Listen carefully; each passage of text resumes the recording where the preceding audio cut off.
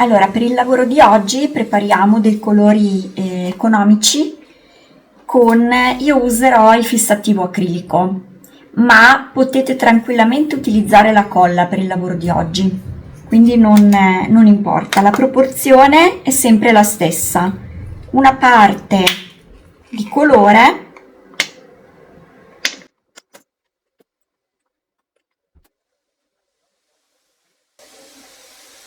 Ok, una parte di colore, in questo caso 20 grammi, e due parti di Pouring Medium, quindi che sia un fissativo che sia la colla, mettete il doppio di quantità di grammatura rispetto al colore. Quindi ho messo 20 grammi di colore, ne metto 40 di Pouring Medium.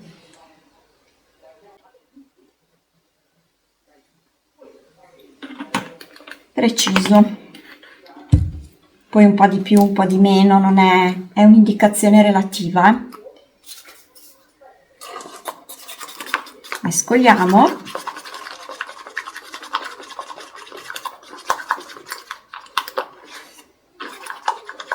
Vedete che si ottiene una consistenza molto pastosa, ma è troppo, vedete che non fila, cade a blocchi, no? Quindi dobbiamo assolutamente aggiungere acqua.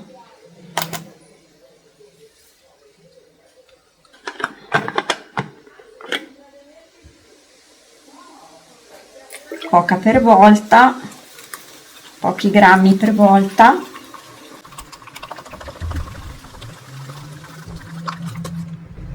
È ancora molto dura.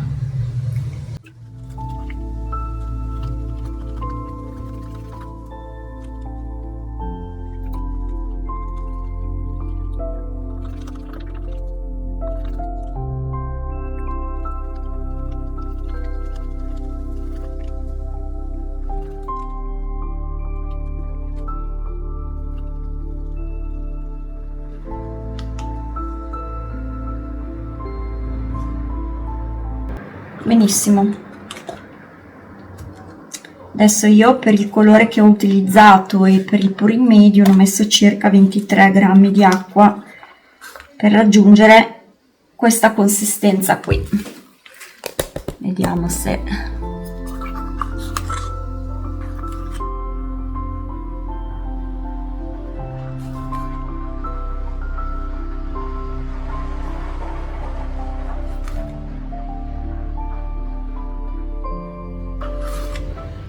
ok, questa è una consistenza media. Preparerò tutti i colori che desidero preparare in questo modo e con questa consistenza qui.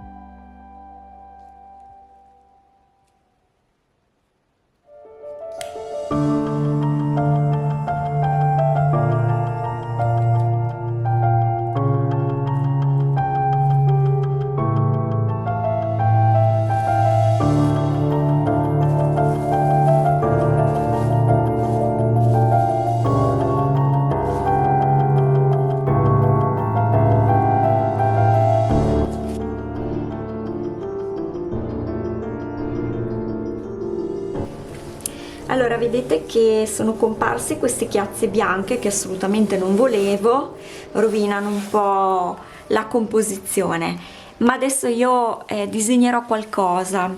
In realtà ero indecisa perché è molto tigrato, quindi mi ispirava anche la faccia di una tigre, e magari messo così in piedi ce la vedo, ecco.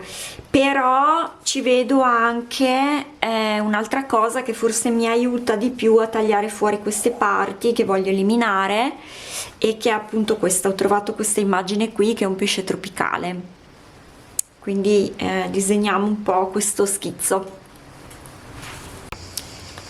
Oppure forse potrei metterlo così, perché questo becco forse riesco a infilarlo qui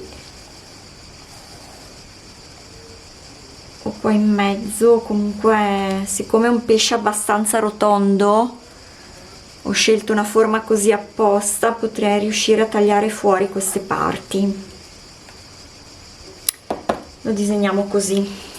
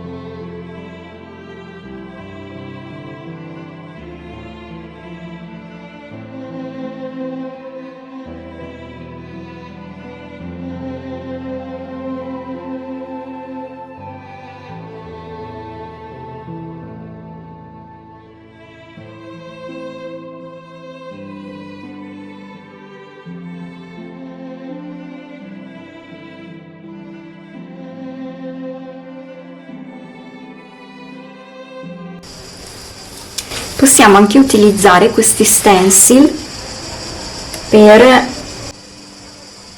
arricchire in modo semplice la nostra opera.